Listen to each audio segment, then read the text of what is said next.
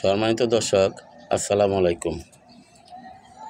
আমরা বাজার থেকে যে শরবত খাওয়ার জন্য যে বেল কিনে আনি, তার থেকে আমরা কিভাবে চারা করব, এরকম অনেক প্রশ্ন থাকে। যেহেতু আমরা শহরে বাড়িতে থাকি, আমরা বাজার থেকে বেলের শরবত খাওয়ার জন্য বেল কিনে আনি, কিন্তু ওই বেলের বীজ থেকে আমরা কিভাবে চারা করব। আপনারা যদি দেখেন, আমি এই যে দেখেন, আমার কিন্তু প্রয়োজন নাই, আমি কিন্তু ফালাই দেবো, খালি আপনাদেরকে দেখানোর জন্য আমি এই যে দেখেন বেলের বিচি। আমরা যদি আর একটু দেখি, এই যে দেখেন, এই যে বেলের বিচি। তা আমরা বাজার থেকে শরবত খাওয়ার জন্য যে বেল কিনে আনবো, সেটা আমরা কিভাবে চারা করব।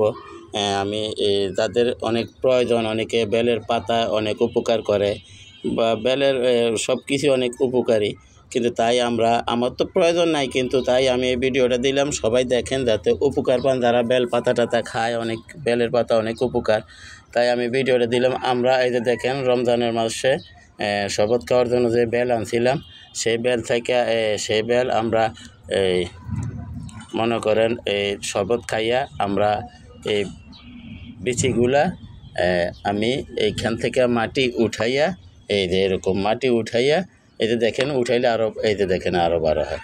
আমার এগুলি দরকার নাই, তার আপনাদেরকে শেখানোর জন্য আমি এই ভিডিওগুলো যেমন মাটি উঠাইয়া আমরা এই শরবত খাওয়ার পরে যে বিচি সহজে ছোসাগুলা বাইর হয়, এগুলি আমরা এরকম চারদিকে ছড়াই ছিটাই দিছি। আমরা যদি একটু দেখি, এই যে দেখেন, এই যে অনেক অনেক অনেক অনেক। তো ইনশাল্লাহ আজকে মনে হয় রমজান গেছে, 1 মাস হয়েছে। তো আমরা রমজানে হয়তো 25টা বা 22টা এরকম সময় আমরা দিছিলাম।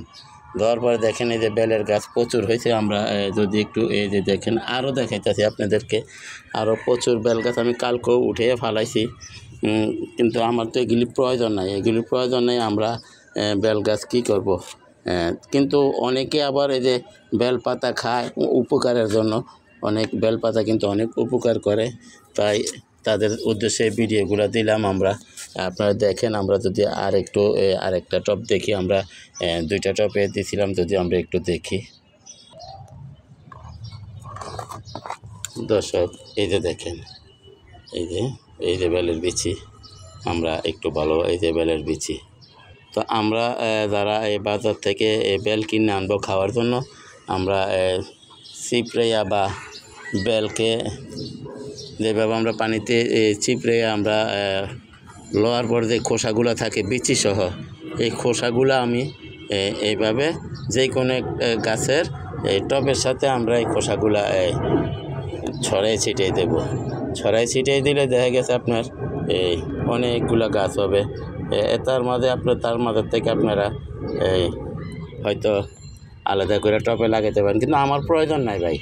আমি শুধু আপনাদেরকে দেখানোর জন্য বা আপনাদেরকে বোঝানোর জন্য আমি এই ভিডিওগুলো দিলাম। তো যদি আর একটু দেখি, আমরা এই যে দেখেন বেলের বিচি, এই যে একটু ভালোভাবে খেয়াল করেন, এই যে বেলের বিচি।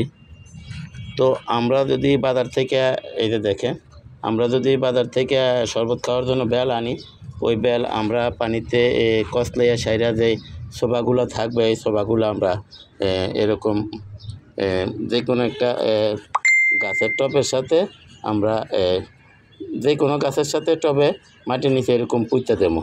এই যে পুঁতে দিলে আমরা এরকম মনে করেন এই যে অনেক গাছ বের হবে। তা আমরা যদি প্রয়োজন মনে করি, আমাদের প্রয়োজন লাগে, তাহলে আমরা যে কোনো জায়গায় আলাদা করে রোপণ করতে পারি। আর যদি মনে করি প্রয়োজন নাই, তাহলে দরকার নাই। কিন্তু অনেকের প্রয়োজন থাকে, আমরা এই শরবতের বেল কীভাবে করব বা বিচি থেকে কিভাবে চারা করব, এই জন্য এই ভিডিওটা নিয়ে আসা।